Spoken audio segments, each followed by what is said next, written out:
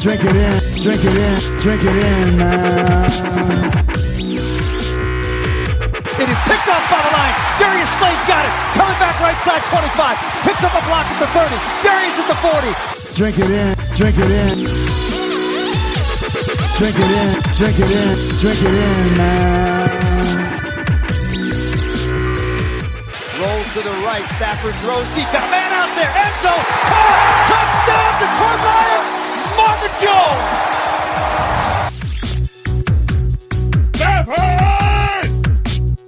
Drink it in, drink it in. Touchdown, Detroit Lions. Cornbread.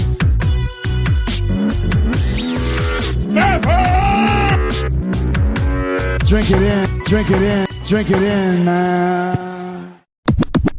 Detroit Koolaid, what is going on?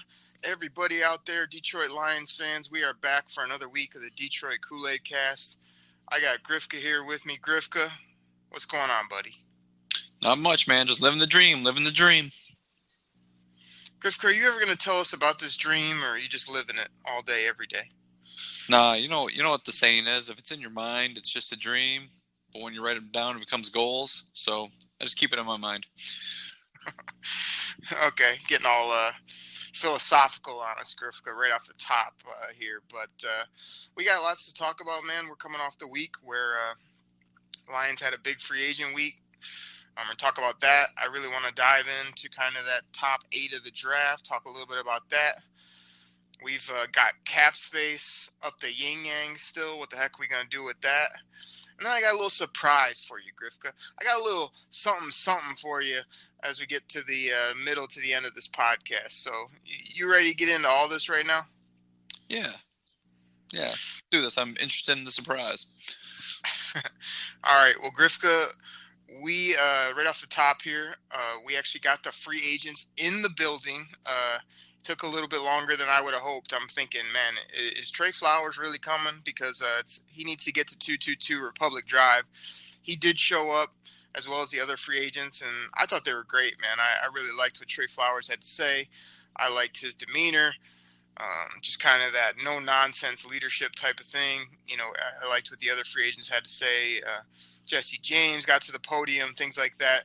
Did you catch what our new Lions had to say, or you got any thoughts now that they are officially signed on the dotted line? Like you said, it was nice to get them in the building and see that they signed after that whole Anthony Barr fiasco. I believe, I can't remember who tweeted it, saying that this wasn't going to be the only one. So once that came out, I was kind of like worried because I hadn't heard anything from the Lions about these guys. And you're right, Trey Flowers is the biggest one. I mean, if some of those other guys, said, oh, okay, I'm going to go somewhere else, I could have lived with it, but Trey Flowers was the big one. So once they got all those guys in the building, it was nice to hear that and see that. And just Trey Flowers, saying how he Patricia, I want to come here, play here with him. So that's a good thing. You're picking up somebody. It's like, yeah, you got paid, but still, it's a guy that he wants to play for as well.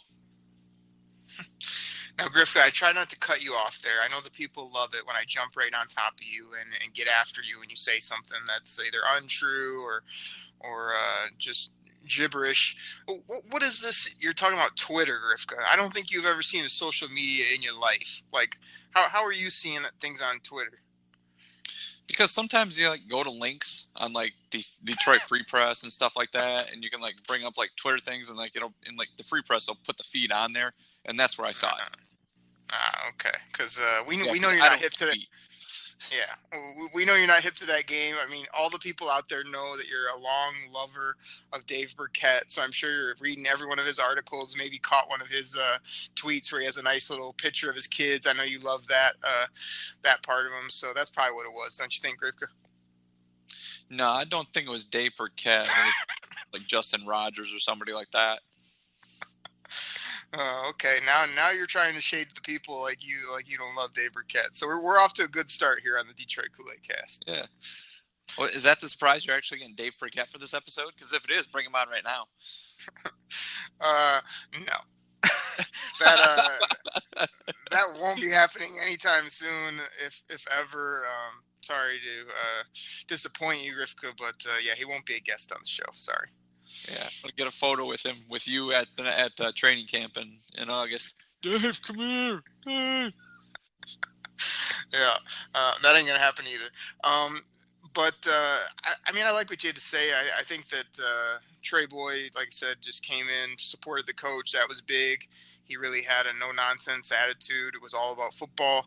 He was, I don't know, like when I saw him, he's just a big, thick, kind of just not a nasty football player like off the field, but I just feel like, man, I don't even think we all realize what we have in this guy. Like we're kind of, you know, came off a bad year, you know, what was the top offensive free agent. Everybody was hyped, but I don't know that they're going to really know what this guy is going to bring to this team as a whole until he really suits up and gets going. Because you look at that D line, it's nasty.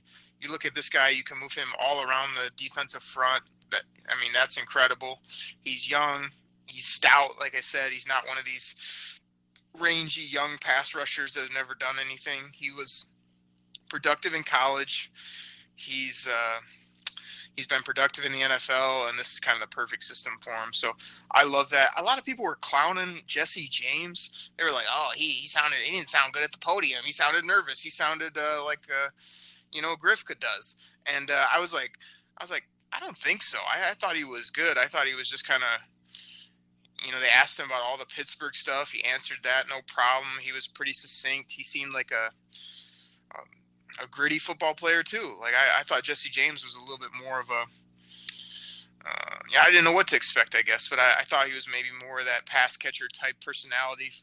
Even though I had heard he was good in the blocking game, but he came across as a guy that thinks he has really high upside, a guy that is ready for expanded role, and a guy that doesn't mind getting in the trenches and fighting you. So I like that as well from him. And then, like you said, I don't think Amendola got out there. Did you see him get in front of a mic at all? No, I did not. He might have, but I didn't see it. Yeah, I was just before we got on the show here. We're recording Wednesday, kind of in the evening time here. I know something came out where he's down in Miami training, and he put out like a little video where he was running some slot routes, and I don't know, people were getting hype. I was kind of like, to me, it just looks kind of, he didn't look that explosive, but he does definitely fill that role that we need there. And who's the other guy? I thought Coleman was good. Coleman got up, Justin Coleman, and kind of seemed to have a really good personality. He was fun to listen to, looked sharp. Seems like a guy that's ready. One thing I took away from his thing, Grifka, was they kind of asked him, they kept hitting him with, are you going to be in the slot? Or, man, it's exciting to bring a slot corner. He seemed to sort of duck that a little bit and say, wherever they need me, or, we'll see what happens. I would really like to see him almost exclusively inside and go get another outside guy rather than, some people have said, don't be surprised if they play him a little bit more on the outside than you expect based on what they paid him. But I think he's got a pretty carved out role in the inside part as a nickel corner. What do you think? Yeah, I would agree with you. Get the bell. And I would rather see him on the inside. I know I was reading things about him after they signed. It's like, oh, Patricia knows more about him, knows what he can do. And I read that same thing that you said, expect maybe he'll play more outside than what you think. But that's one of those things, like, don't, put a square peg in a round hole. If he's better on the inside and doesn't, because like we were talking about this in the past, I mean, everybody just thinks you can just take any quarterback and throw him in the nickel slot. It doesn't work that way. It's a different skill set. And if a skill set, better fits the nickel, keep him there. Don't try to just put him on the outside because, we pay this guy a lot of money. He's got to, play opposite Slay. I mean, if he's better in the nickel, leave him there. And you're right. Go find somebody else. So I like how he did that, though. I don't want to say sidestep the question, but, he didn't come right out and answer. But by saying, though, they'll play where, pretty much saying, I'll play where they want me to. That's kind of how I read it. I read him answering those questions. I like that. He's more than willing to go wherever the team wants him to. So, and you're right, that same, that looseness, he seemed loose, and which is good. And I think that's a good trait to have as a defensive back, the mentality, I got, if he gets burned or something bad happens, get rid of it.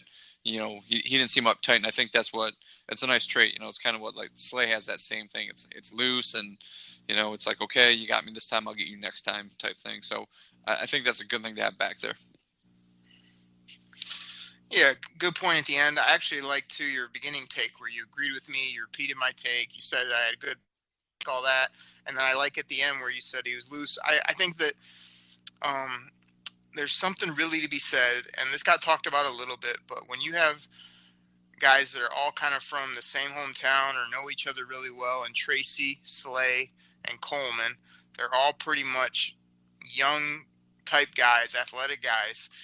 I mean, I think that camaraderie and that sense of just they're going to get along, they're going to be able to communicate, I think that's really important in the secondary. So, I'm excited about this guy. Yeah.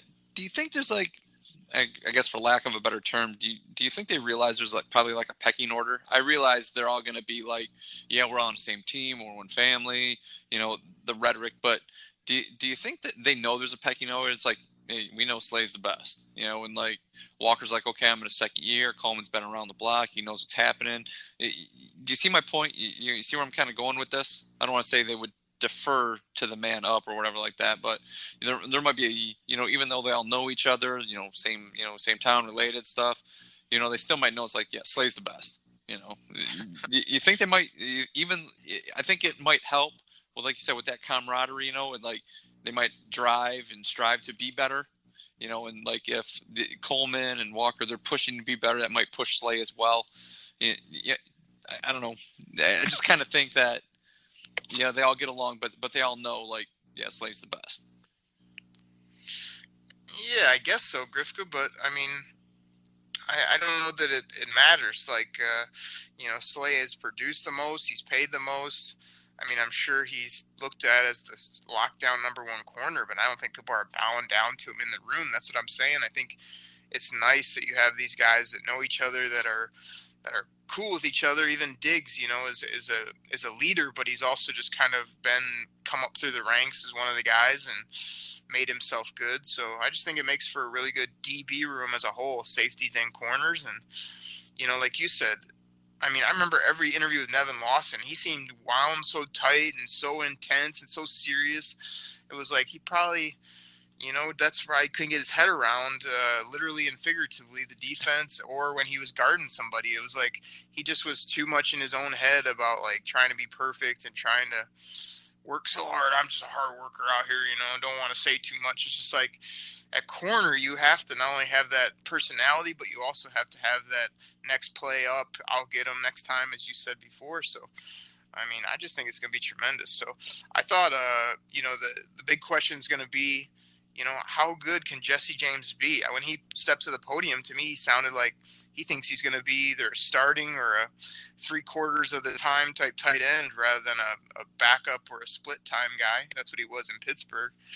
And, Coleman just seems to put right in there as basically a penciled-in starter, and where Flowers will be. He'll be wrecking havoc, all year long. So, good start, and more to come, which we'll talk about later. So let's hit on two more things, and then we'll get a quick word in here from our sponsors. So 2 more signings, Grifka. These may be going under the radar, but not with me, man. Tommy Lee Lewis, again, to help our social media presence, Grifko, while you're over there sleeping.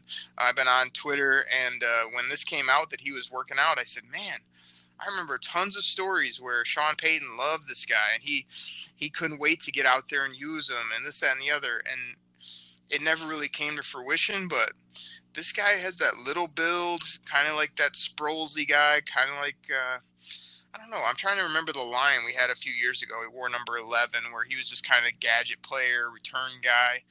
That's kind of who he reminds me of. And in today's NFL, what? Eddie Drummond? I'm just messing with you. Yeah, Eddie was my guy. But after that, we had a couple of these little water bug type guys that weren't big names that ended up making plays. I think that's what Tommy Lee can be. And then in the NFL today, I mean, it's all about matchups and it's about, speed and quickness. And I think this guy has that. And then the other big name, we signed Malcolm Brown to an offer sheet. This guy's 25 years old. He's got some really nice size for a running back, 6 foot, 225. really like that. And he's had a few flashes, haven't got touches. I think this is a really nice possible RB2 with a lot of upside. We probably didn't pay too much. We'll see if the Rams match it. And I think they have till Monday. What do you think about these two, what I call sneaky yet maybe important signings when we look back at it? The Tommy Lee Lewis one, when I heard that one, I was kind of my first thought was like return game. That's what I was thinking right there, the kickoff or punt return. I know the Lions have Agnew and he was an All-Pro, but he came off that injury, and I think they may be looking to get him a little more in the defensive backfield as opposed to just kind of like this exclusive returner. But I think that's what Tommy Lee Lewis may be shooting for. They may be looking to pencil him in there. And plus, like you said, one of those, quick guys in space, has a few flashes here and there, can make a few moves here and there to, beat defenders. And, that's kind of what I wasn't like, wow, awesome signing. That's kind of what I thought right there. He's going to come in and compete for that kind of like the Powell position and do stuff like that. And I think those two have very similar skill sets.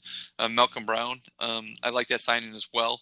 I don't know if the Rams will match it or not, but I like the signing. Like you said, it's a number 2, kind of like that, power back type thing right there. Something that I guess LeGarrette Blount was supposed to give him last year, but obviously he did not have that.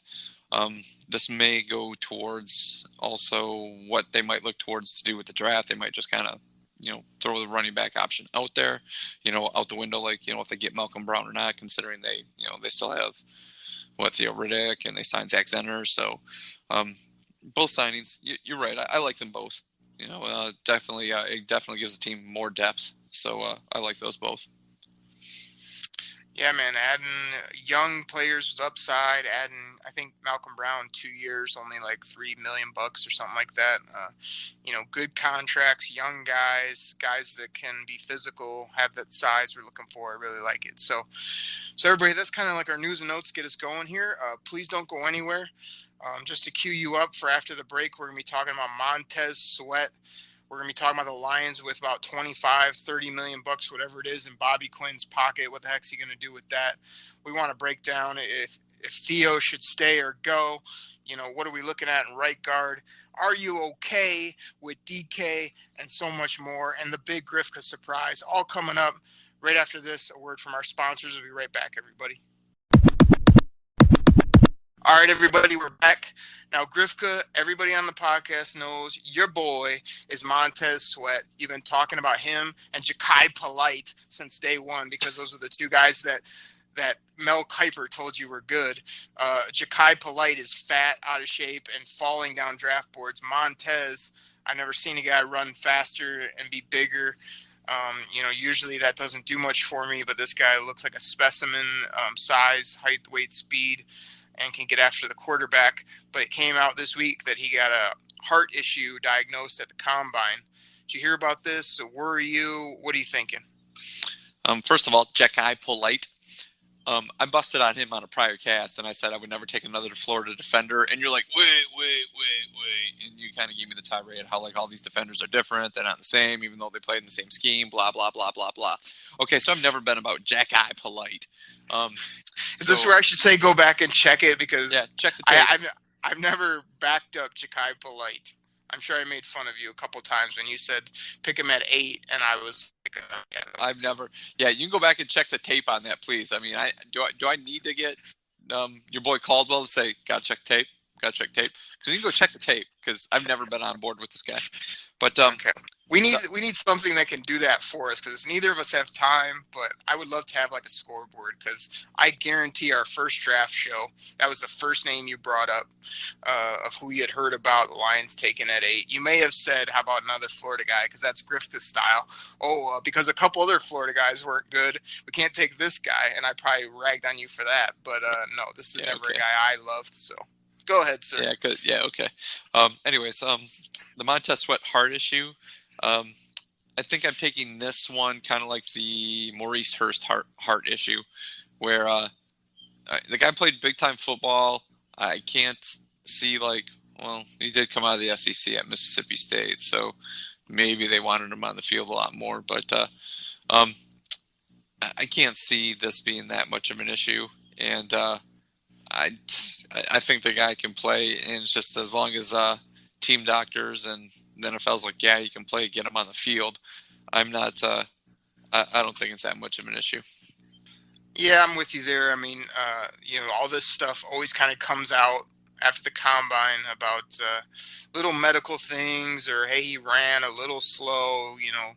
People get all kind of uptight about it. I mean, anytime you have like a neck issue, like or a heart issue, it just worries me because football is such a physical game, both where you have to be in shape as well as the pounding you take.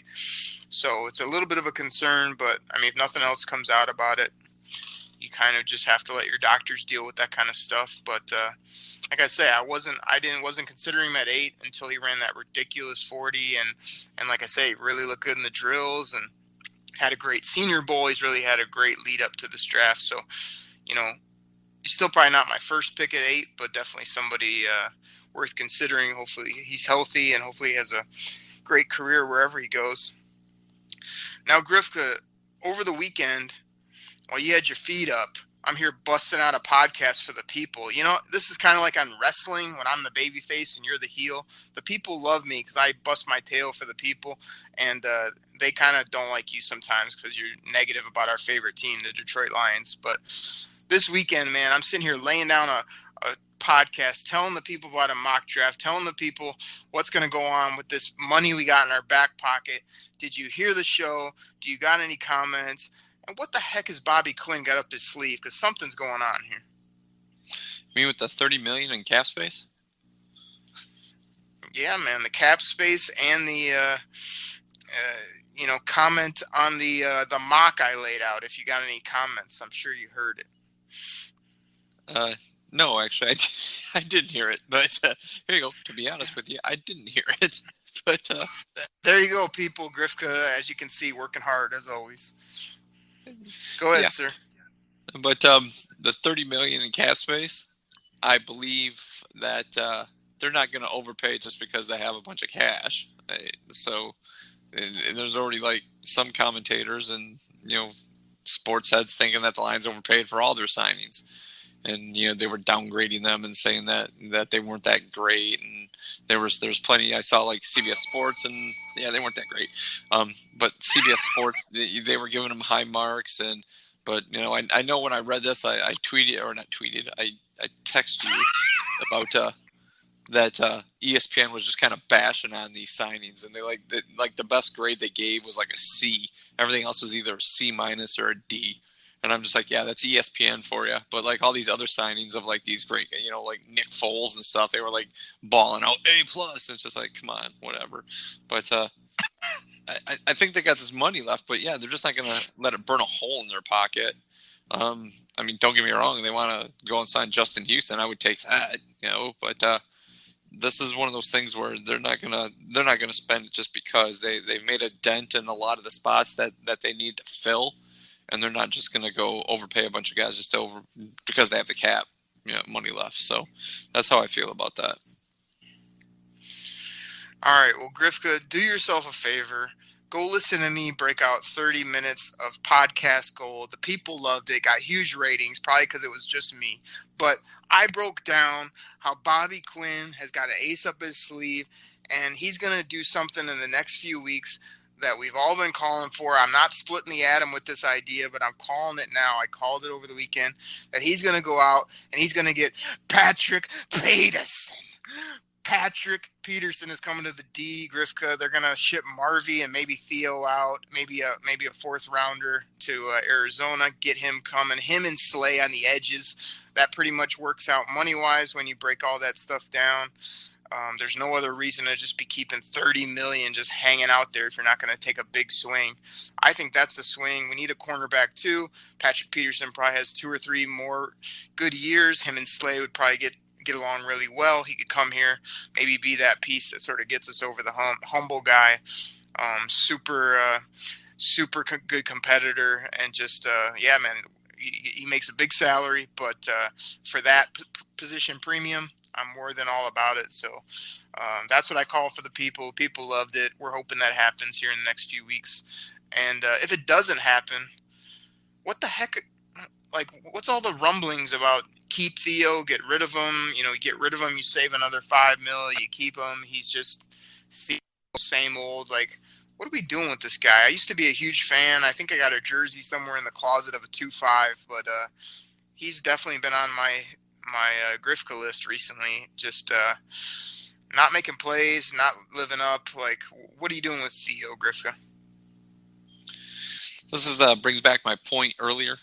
When they sign Malcolm Brown, it might throw the whole, pick a running back somewhere in the draft out the window. I know there's a few running backs in the draft that have similar skill sets to Theo, but it comes down to, do they trust him with the offense? Do they think he can at least give them a little bit of that third down back stuff? I mean, it does look like last year, it looks like he has lost a step or two, wasn't quite as shifty as he was. I thought he still picked up blocks pretty well, like a blitz or something like that. So if they feel they can still do that, kind of keep him around, I'm fine with that. But this might be one of those things, like they do draft a running back in one of the later rounds, and it's the competition at that point. It's just like, can Theo beat the young guy? He's obviously gonna at least know the ropes of being a pro player, where the rookie's gonna have to learn them quickly. But I just can't say just get rid of the guy because he's a little long in the tooth. But I don't believe he's was explosive as he was a few years ago. Well, I hate to keep beating you up, Grifka, but that's some of what I do sort of on this show, on the podcast as well over the weekend. I laid out a perfect replacement for Theo that you could probably get in the 5th or 6th round. His name is James Williams of Washington State. He's big. He can catch. He's got crazy production. He was like a 5-star coming out of high school. An absolutely awesome late running back target that I think could fit this scheme and be a great replacement if they moved on from his salary, maybe added a big corner like I just mentioned, and then filled that catching back with some upside with a guy like Williams. So I don't like to just keep people around to keep them around. Like, I mean, unless they really have a plan for Theo, I'm ready to move on. He had maybe 2 good years there, but over the career, just haven't seen enough from him to justify that salary. So, Grifka, here's my next thing, man. Everybody out there is so caught up about, oh my gosh, TJ Lang left. We got this huge hole guard. It's right guard, people. Like, every good team in the NFL finds people off the scrap heap to fill out their O-line. Now, I'm not telling you can have a fivesome of scrubs or undrafted guys for the most part, but you can't have 5 high-drafted, high-paid guys on your O-line and fill out the rest of your team. So we have draft picks, we have money up there, and we have 1 open slot. Like, I'm saying, wait till the 3rd round or later and plug this hole with some of the guys in this draft or with a veteran, because I'm sick of people saying Jonah Williams at 8. It's like, the only team that's got away with that, with taking tons of high picks, was the Cowboys, and they haven't even had that dominant O-line like they had for a year or so there. So are you with me in this? Or are you going to throw cold water? Like, talk to me about this right guard spot. Is it really that important, or can we get away with it in other ways because of all the other resources we put to this spot already? Yeah, I would have to say taking a guard in the 1st round would not be a wise move. Yeah, I've heard that thing as well, take Williams, but once again, then you have 3 really early 1st round picks on offensive linemen, and like you had mentioned in the past, you're not quite for sure what Ragnow's going to be. I mean, he had flashes where he was dominant, and then there was other points where he got beat like a dusty rug, and so I wouldn't. I don't know if I would take an offensive lineman in the 1st round. Now, with guys in house already, what was it? Wiggins, he's still around. I mean, Joe Dahl still seems to be a shadow of that at that place. They seem to be letting him hang around for a little bit. I've read things where people are like, well, maybe they can bump Crosby down there, but I think they're kind of, it's everybody just thinks like lineman footwork. Each line position has its own like little bit of footwork, and that's why everybody's like, oh, if they're not really good at left guard, you can just move them to right guard, or left tackle, move to right tackle. It's all angles and like the position that's played, and to have, I think he's the future right tackle on this team. To have him bumped down, I mean, yeah, he gets playing time, but the footwork at guard and what you're looking at is completely different. So I don't know if I would just dump him down there just to, use him before you move him out to right tackle, which I think that's ultimately going to happen to him. But if they want to keep him at guard, put him at guard. I know there's still a few offensive linemen out there, little established veterans that have been around for a while. If you're just looking for a stopgap, you can go out there and get one of those guys. If you're looking to draft one, please, late round drafts, because I don't think right now right guard is one of the high priorities that still needs to be filled on this team. Yeah, man, I'm with you. So Grifka, earlier I said that, like, on the podcast, I'm the baby face that people love me. You're the heel sometimes. I'm going to pull a classic old wrestling move right now, and this is where I do the heel turn and hit you with a steel chair from behind and change roles, because over the weekend as well, on the pod, I dropped the fact that you got to go out. They've spent so much stuff on defense, and they're loaded up, and our quarterback needs a boost. So what do you do at number 8, Grifka, if nothing else is staring you in the face?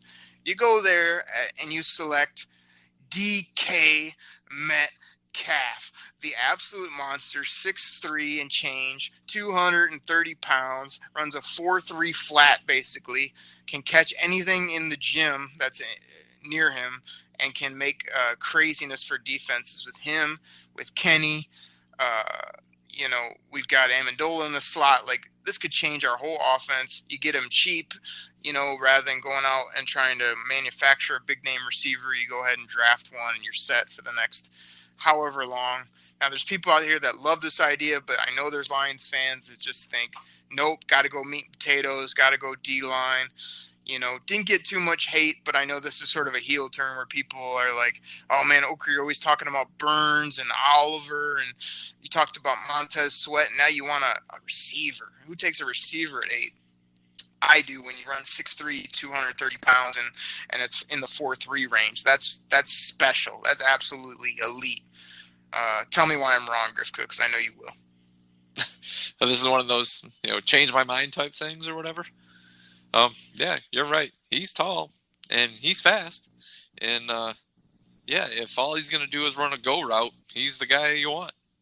But in the pros, you got to run a little more than that. So what he played at Ole Miss, the route tree he ran was not that extensive. And I threw some numbers at you, and you came back at me, and like you were all like, "Oh yeah, sure, pick the good teams that he faced. Tell me his stats against Southern Illinois."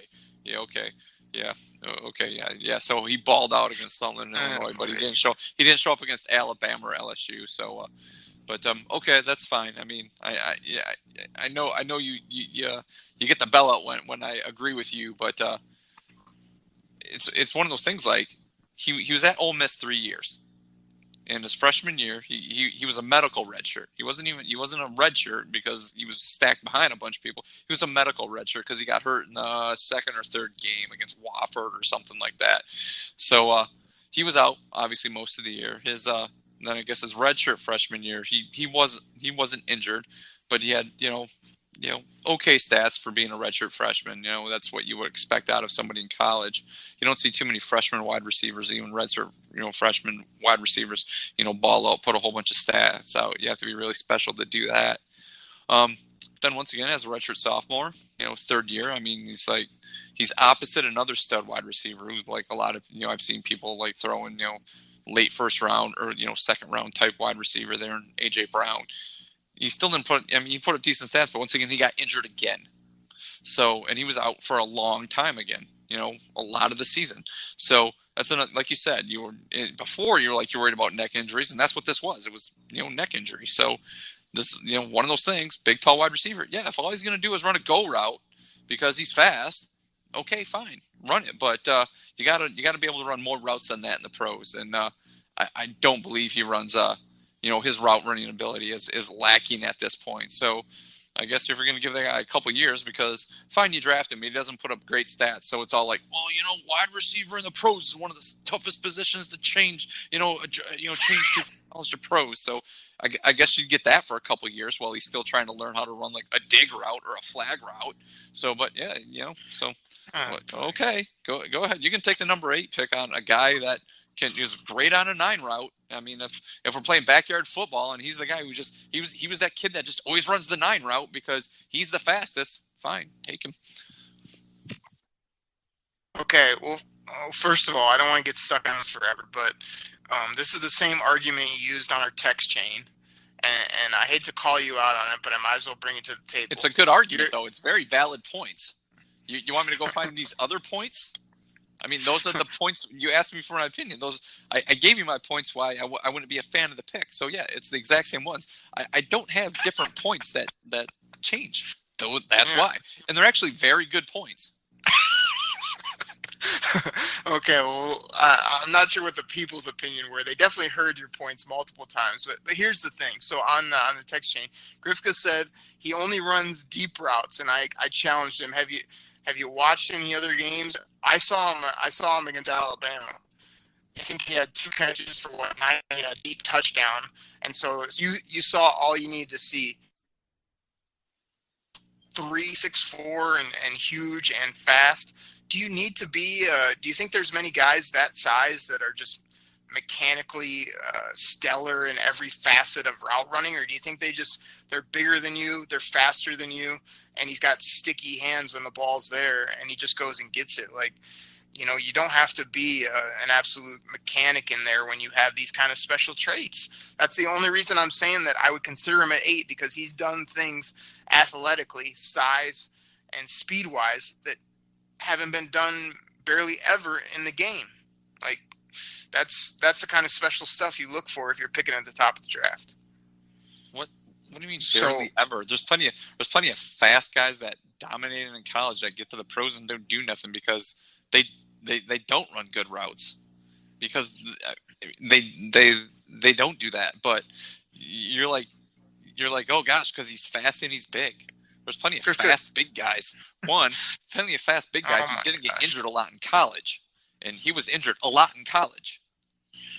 Grifka, my only concern, everybody's calling him bust, everybody's saying what you're saying. I've heard this argument before. The only thing that really scares me about DK is the neck issues. Like, when you say, oh, you're fast and you're big, when he was at the combine, nobody, from the analysts to everybody else in the gym, the only guy they could think of that even looked and ran and felt like this guy was your boy, Calvin Johnson. There's nobody else that's this big, fast, that can make this. Nobody. Yeah, and Calvin Johnson put up great numbers at Georgia Tech where they ran the triple option. Where, they throw the ball, maybe 10 times a game running a triple option? And he put up stellar numbers. And there was no other wide receiver at Georgia Tech while he was there. So, I mean, are you trying to tell me, like, all the defenses just rolled coverage over to this guy and let A.J. Brown go off all the time? And they ran a pass-happy offense at Ole Miss. And once again, he didn't have great numbers. Why? Because he was injured a lot. So...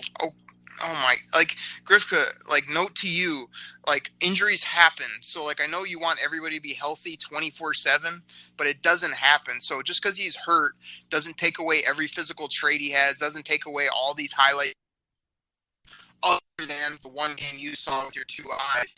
I'm just telling you, again, let's get past this point, that over the weekend on the pod and just in general, I'm okay with DK.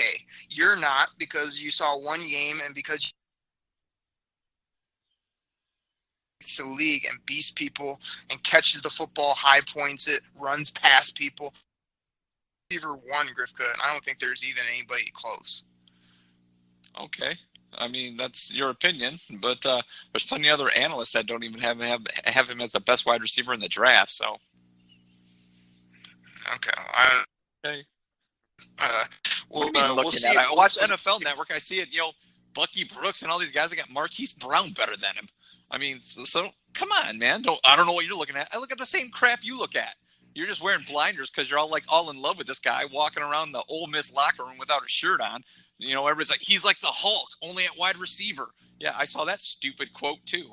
I mean, fine. You know, he had two long injuries at his time at Ohio State, but you're just gonna poo-poo that stuff because he's fast and he's big and nobody else has that ever. He's like done stuff that nobody else has done. He's compared to Calvin Johnson. Oh my gosh, okay. this guy.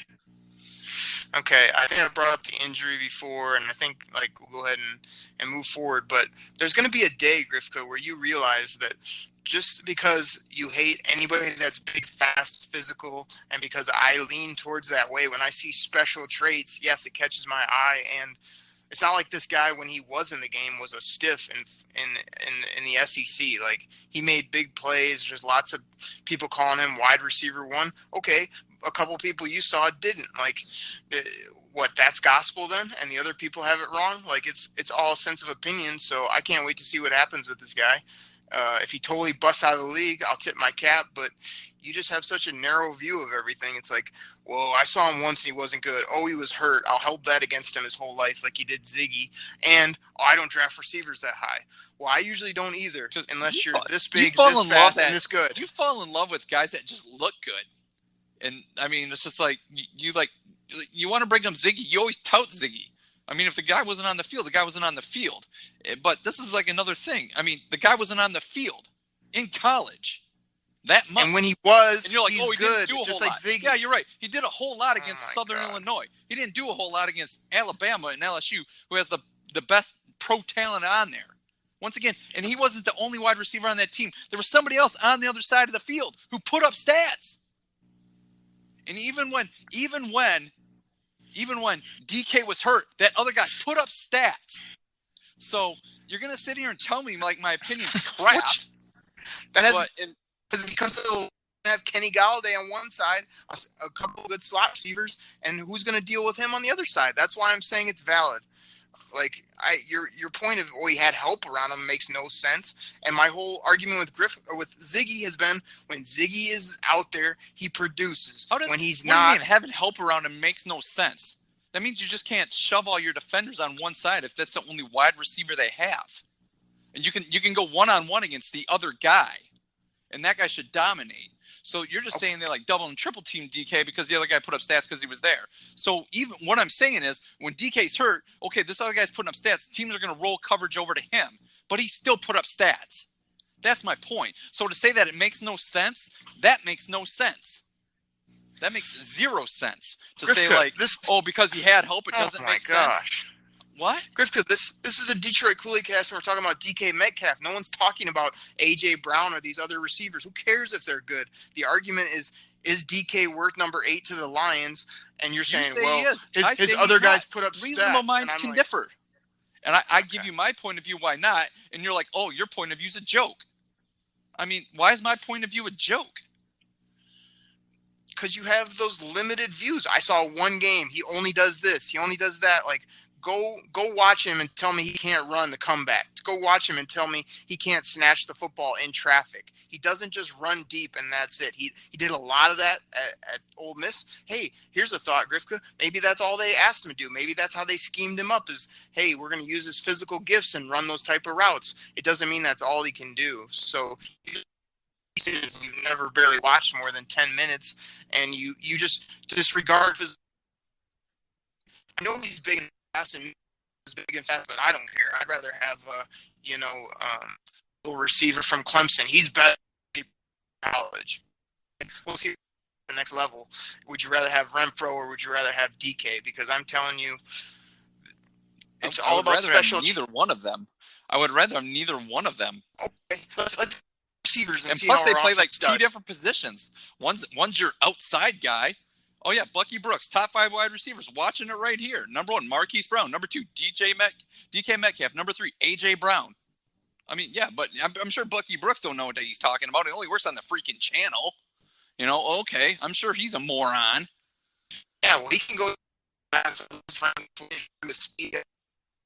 I'm 6'4", 230, and runs like the freaking wind. That's what I'm telling you. So this. Hey, I brought up Q Alexander Wright, and you're like, I don't know who that is. Exactly. I mean, okay. Alexander Wright, big wide receiver, could run like the wind. You never heard of him. Exactly. But I bet you here, text our friend Chuck and ask him who Alexander Wright is. I bet you he knows who Alexander Wright is as well. Great. But that's great. okay, and you know what I'll tell him? Hey, Grifka wanted me to ask you about this one example where he was right and a guy with speed and athleticism I also didn't compared pan him out. to Darius Hayward-Bay, a big guy with speed who could run like the wind. You remember Darius Hayward-Bay, right?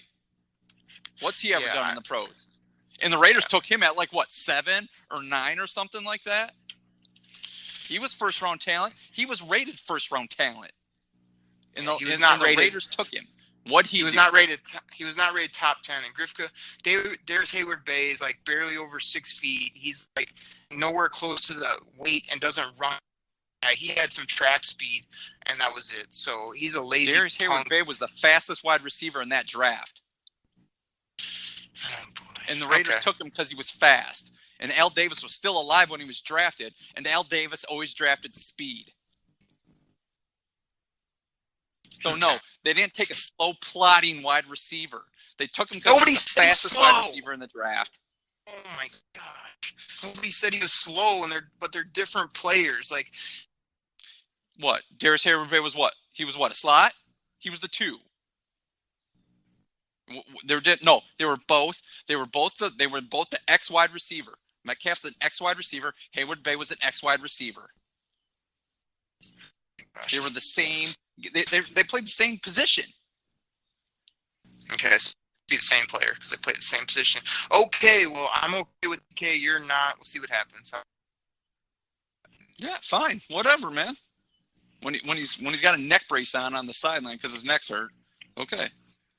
There we go.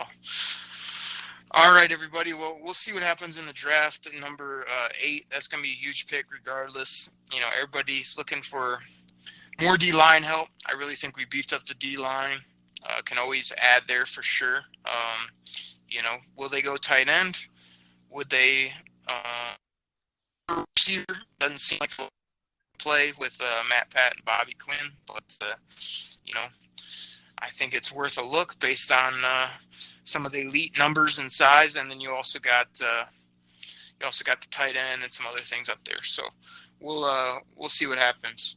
All right, everybody, it's time on the podcast for the Grifka surprise that I've been promoting. We're recording here on Wednesday night. Tomorrow is the tournament. So what I did is I put together an 8-team bracket, an 8-person bracket of what I like to think of as Grifka guys. Grifka's Lions guys. And we're going to run a live bracket right now. So I'm going to run down the seeds for you. The number 1 seed in the Grifka Lions bracket. We've got Barry Sanders as the number 1 seed. He's going head up against the number 8. Grifka loves this guy. I can't stand him, so I put him number 8. Ndamukong Suh in the 8th seed. That should be an absolute beatdown. The 4-5 matchup is Robert Porsche versus Grifka's favorite announcer, Lomas Brown. At number 3, we've got Benny Blades, one of Grifka's all-time favorites. He will punch you in the face and take your candy. At number 6, we've got one of the greatest receivers in Lions history and a guy that I'm sure Grifka loved back then, even though he hates on receivers now. At the 6th seed, Herman Moore.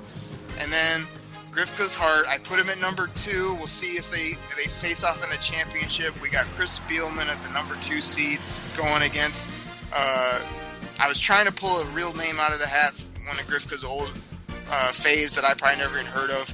But for this case, the number 7 seed, I went with Spindler, the Spin Dog. Grifka, let's start at the top of the bracket. We got Barry versus Sue. Who are you going with? Wow, man. You got some, gosh, this really surprised me. I love this, man. But, yeah, I got to go with Barry on this one. I mean, this is everybody. Yeah, we got Barry advancing against the man named Stomp. So that's an easy first-round matchup.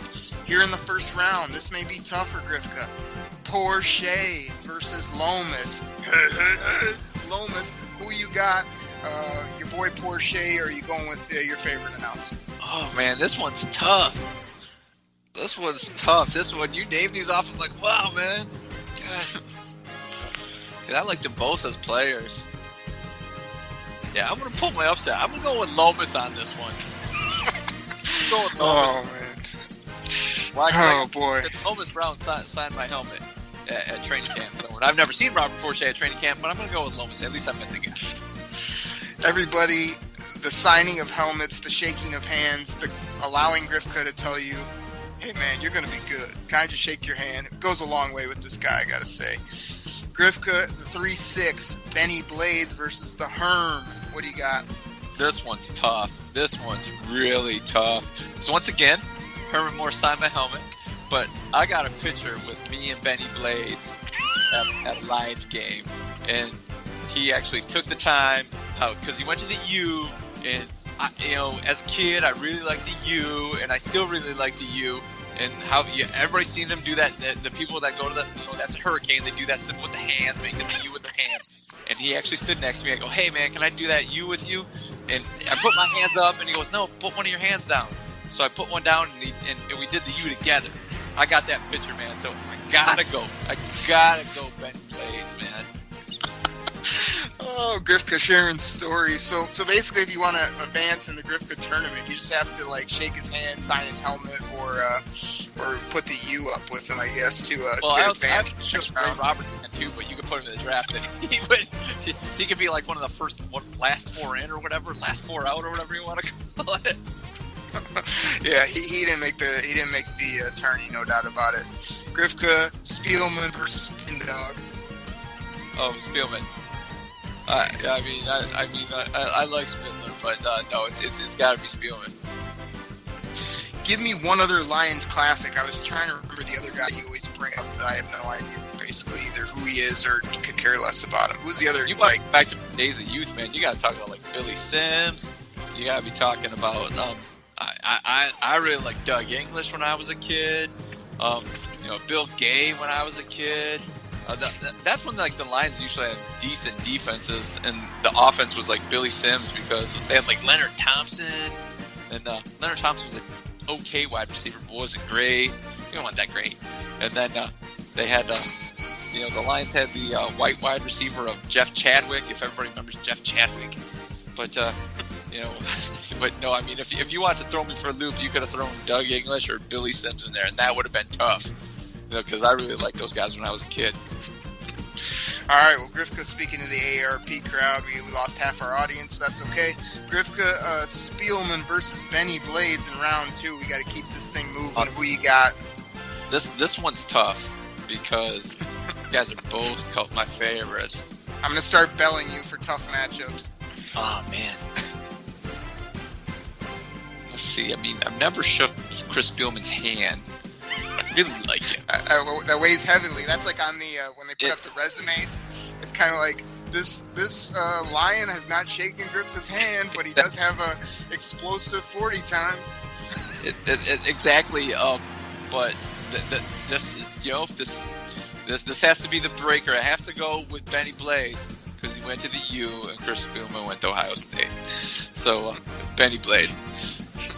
Okay, so Benny in the Lions podcast has advanced 2 rounds based on going to the University of Miami. Okay, that makes sense.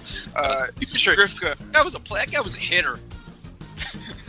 Yeah, but you haven't brought up anything about the Lions. It's all been about his college career. Come on, buddy. Benny Blades had front. I mean, I always rip on Eric Ebron for having stone hands, but Benny Blades had stone hands. If he got an interception, that's because he put some Gorilla Glue on his hands before that. Because that guy couldn't catch a cold in Alaska, but that guy could lay the lumber on somebody, So he was a hitter back there at strong safety. That guy was a stud. So yeah. All right, Grifka, Lomas versus Barry to advance to the finals here against Benny.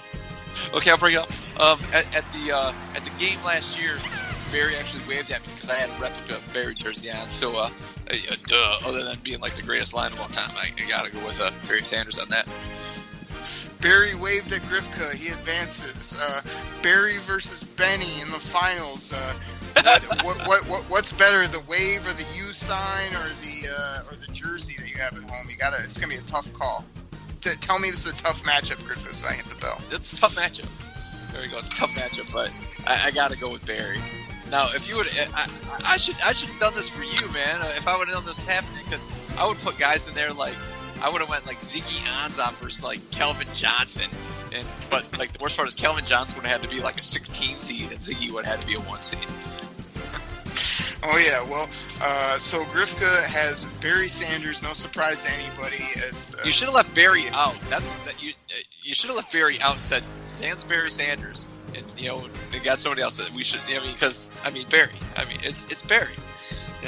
Grifka, this is my segment. Come up with your own creative if you want to critique it, because we have another bracket. Only you don't get to get in this one. This is my bracket, and this is the Grifka catchphrase bracket with the number 1 seed. I've got I have to agree with you with the number 1 seed.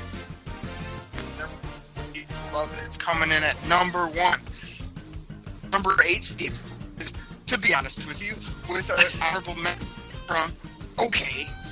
And something that also shows up on most shows. He's not that great. That's going against the number 5 seed, which is, how are you going to make fun of my fandom, Oakley? It's my fandom. The number 3 seed, Grifka, is when you always want to punch people in the face and take their candy. Right there. The number 6 seed, going up against punch your face, take your candy, is Grifka's incredible NFL conspiracy theories. And the bottom of the bracket, the number 2 seed, is one of my all-time favorites. People listen for this on the show. I know we've talked about this before. Boom, that's a double bell every time. And that's going up against a somewhat weak 7 seed, but one of my favorites / non-favorites, and that's just straight up the Grifka hate for Ziggy. That's Cinderella right there, man. That's the Cinderella. We'll see how this shakes out. So I'm going to go to the top of the bracket, which is I agree with you versus to be honest with you.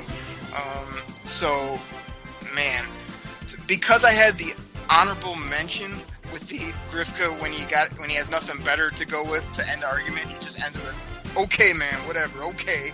So I'm going with an upset, an 8 over a 1. So to be honest with you, as well as a Grifka okay is going to advance. That's a shocker. I'm sure most people didn't have that on their brackets. The 4-5 seed again is he's not that great versus Grifka's fandom. We get another. I was going to go with another upset because I love like how defensive you get about your fandom and how we yelled about that, but it can't beat he's not that great. So he's not that great. Is it gonna advance? We have punch you in the face and take your candy versus NFL conspiracy theories. Because this is the Detroit Koolaid Cast, even as funny as take your candy is, I got to go with NFL conspiracy theories because who does the NFL love, Grifka? Oh, man, they love the Packers, the Steelers, the Cowboys, the Patriots. Thank you. And the 2 versus the 7 is, I know we've talked about that on previous shows, versus the Ziggy hate. Ooh, you said the Ziggy hate could be the sleeper. And in an odd turn of events, I'm going to agree with you. The Ziggy hate advances. He must have hit the Ziggy hate must have hit the buzzer beater. Oh, definitely. So the Ziggy hate is going up against the NFL conspiracy theories. Oh, man. It's funny. It's even funnier when you just name them off again. But give me the Ziggy hate again. Moving on. For no reason, the guy's a great football player. He's just injured a lot, and Grifka can't handle it. That's why he's not a great football player. So we've got to be honest with you versus he's not that great.